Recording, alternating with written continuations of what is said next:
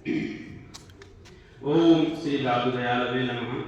सर्वप्रथम दादू दयाल के प्रांगण में उपस्थित और ऐसे भगवान को साक्षी मान करके यहाँ पर उपस्थित परमादरणीय गुरुजी, हमारे आचार्य वृंद और मेरे प्यारे छात्रों, विद्यार्थी जीवन तपस्या का होता है और तपस्या शब्द सभी बच्चे जानते हैं। जिस दिन हमने गुरुकुल में प्रवेश लिया वो दिन हमारी तपस्या की प्रारंभिक दिवस माना जाता है। उसी दिन से हम घर के जितने भी हमारे अपने जन हैं उनको त्याग करके गुरु के चरणों में समर्पित हो जाते हैं और यह समर्पण वह समर्पण है जिसका प्रारंभ हमारे ऋषि मुनियों ने किया था। ऋषि मुनियों ने इसी यज्ञ मंडप में प्रतिदिन होने वाले यज्ञ को साक्षी मान करके गुरु के हृदय में इन बच्चों को स्थापित किया और उसी के परिणाम स्वरूप बच्चों का जीवन आदर्श होता चला गया, जिसका उदाहरण हमारा ये प्राचीन गुरुकुल है। इस गुरुकुल के जितने भी स्नातक पढ़ करके निकले हैं उन सब का जो श्रेय जाता है वो आज के इस मंडप में उपस्थित हमारे आदरणीय गुरुदेव को जाता है। हम भी आपकी तरह यहाँ पर रहे, अध्ययन किया और अध्ययन के बाद गुरुजनों का आशीर्वाद कि आज समाज में शिक्षा देने का काम कर रहे हैं।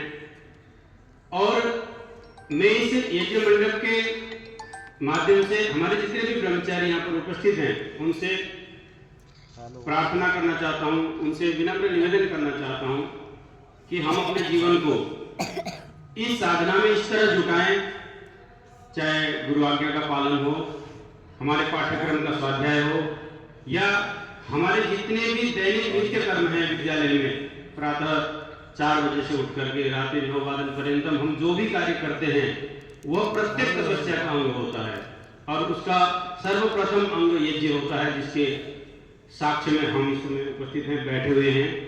सभी बच्चों, इस यज्ञ को आप लोग यज्ञ समझते हैं, इसे हम अगर आध्यात्मिक दृष्टिकोण से देखें, वेदों की नजर से देखें तो यज्ञो वही श्रेष्ठतमो कर्म, सबसे बड़ा कर्म हमारा यज्ञ है।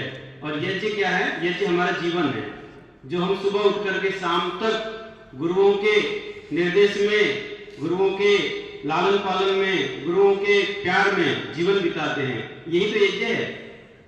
हम सुबह बैठ करके केवल यज्ञ कुंड में जो आहुतियां प्रदान करते हैं मंत्रों के द्वारा, ये तो उसका एक केंद्र है, पर जीवन भर हम जो गुरुकुल में सतत प्रवाहमान होकर के विद्यार्जन के लिए ध्यान लगाते हैं, समय लगाते हैं, अपने माता पिताओं को भूल करके गुरुओं के अंदर ही जो माता पिता का हम दर्शन करते हैं, वही यज्ञ है। और वही यज्ञ हमें लेकर के जाता है एक ऐसे मंजिल तक जिस मंजिल में पहुंचने के लिए आजकल माता पिता अपने बच्चों को 24 घंटे घर में रख करके उन पर नजर करते हैं कि इनको हम अच्छा बनाना चाहते हैं, पर वो अच्छे नहीं बन पा रहे हैं। और आपका सौभाग्य है कि आप उन माता पिताओं के सपने को आदर्श रूप में प्रस्तुत करने के लिए या उसको सपने को साकार करने के लिए गुरुओं के चरण में यहाँ पर बैठे हुए हैं।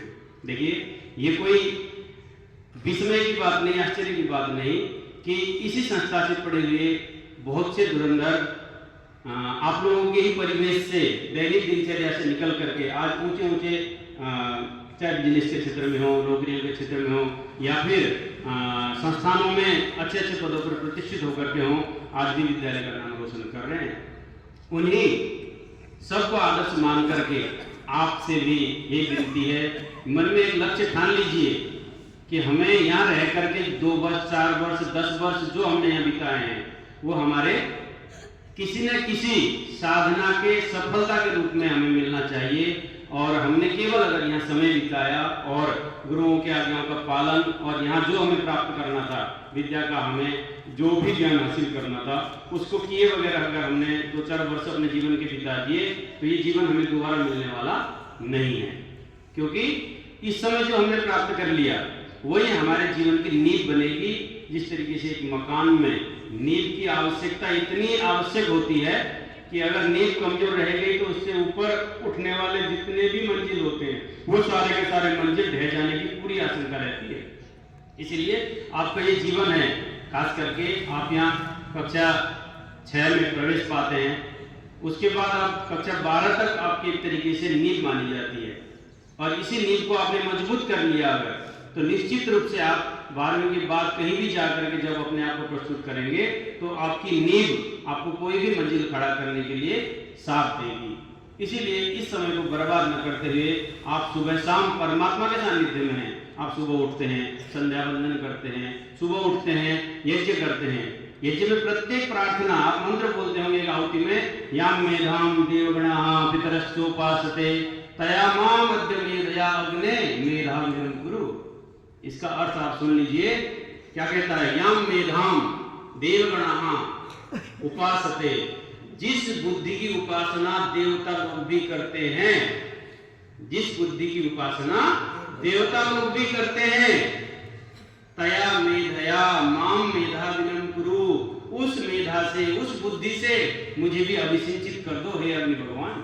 आप रोज बोलते हैं, आपको पता ही नहीं है कि आप मुझे प्रार्थना कर रहे होते हैं, आपकी प्रार्थना स्वीकार हो रही है, पर आप अनजाने में वो चीज डिमांड कर रहे हैं परमात्मा से जिसका आपको अभी पता भी नहीं है, पर परमात्मा आपकी सुन रहा है। और वही जो अदृश्य शक्तियां, अदृश्य पावर, अदृश्य परम सत्ता के लिए आप जो आह्वान करते हैं लोगों के चरण में रह करके, वही चीज आपको धीरे धीरे आंतरिक रूप से सक्रिय करती जाती है, आपको लाभान्वित करती जाती है, और एक दिन आप किसी न किसी अच्छे मंजिल तक पहुंच करके अपने आप को स्थिर देखते हैं। तब आपको भी आश्चर्य होता है कि मैंने तो इतनी मेहनत ही नहीं की थी, उसके बावजूद भी मैं कामयाब कैसे हो गया। पर उसके पीछे का जो मेन कारण है, वो कारण है कि आपने अनजाने में ऐसी प्रार्थना कर डाली रोज सुबह उठ करके कि वो परमात्मा उसको सुनता रहा और आप कामयाब हो गए।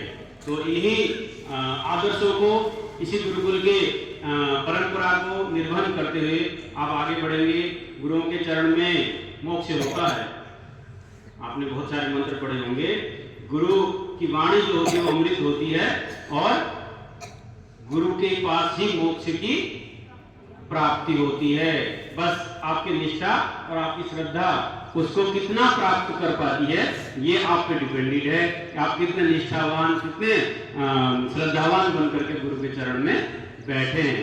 आपने इतिहासों में पढ़ा होगा कि कृष्ण जी सुदामा, क्या कहते हैं, सुदामा और कृष्ण जैसे दोनों के दोनों, एक राजा के बेटे और एक जो है एक निर्धन ब्राह्मण, दोनों ने गुरुकुल में ही शिक्षा ली, और उस शिक्षा का संस्कार ऐसा पड़ा कि जब एक राजा अपने राजगद्दी पे बैठता है, वो निर्धन सुदामा दोबारा उनके पास भी जाता है, तो उन दोनों के अंदर की जो गुरुकुलीय मित्रता थी वो उन्होंने वहाँ एक सेकंड भी उसको उजागर करने में, अपने अंदर जागृत करने में देरी नहीं लगाई थी एक राजा ने।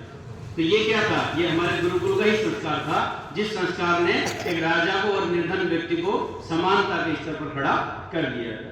तो आप ऐसी पुण्य भूमि पर बैठे हुए हैं, ग्रामीण स्थल में हैं। देखिए, कहते हैं कि पास की चीजें हमारे लिए ज्यादातर सम्मानजनक नहीं होती हैं, पर यही पास की चीजें हमें जीवन में कहीं न कहीं खड़ा करने के लिए काम आती हैं। इसलिए इसका सम्मान करना, इसके प्रति प्रतिष्ठा के साथ अपने आप को समर्पित करना, ये हमारे ब्रह्मचारियों का सबका भाव बनना चाहिए, ताकि आप लोगों को जिस उद्देश्य से आपके माता पिता ने यहाँ पर भेजा, माता पिता ने आपको केवल गुरुकुल में नहीं भेजा है, आपको उन्होंने एक बहुत सुंदर भविष्य को देख करके भेजा है कि मेरा बेटा एक दिन यहाँ से संस्कार सीख करके, पढ़ करके, लिख करके ऐसे कदम समाज में लाएगा कि जिस कदम की जब आहट होगी तो सब पूछेंगे कि किसका बेटा है। तो उस समय माँ बाप का जो सीना चौड़ा होगा वो आप लोगों की सबसे बड़ी उपलब्धि होगी। और यहाँ जितने भी गुरुजन हैं, आचार्य गण हैं, उन लोगों के भी मस्तिष्क ऊंचे होंगे कि हमारा विद्यार्थी, हमारा बेटा, हमारे गुरुकुल का स्नातक आज उस पद पर पहुंचा है। बहुत से ऐसे व्यक्ति जिनके बारे में आप सुनते होंगे, जो यहाँ से पढ़ करके निकले, कामयाब हुए और उन्होंने आज गुरुकुल को रोशन किया है, नाम है आपका। तो वो सब किस वजह से है कि उन लोगों ने अपने समय को व्यर्थ में न गंवा करके कुछ न कुछ पाने के लिए काम किया। देखिए, मंजिलें मिल ही जाती हैं भटकते ही सही, गुमराह तो वो होता है जो घर से निकलता ही नहीं। धन्यवाद। मैं गुरु जी को समर्पित करता हूँ।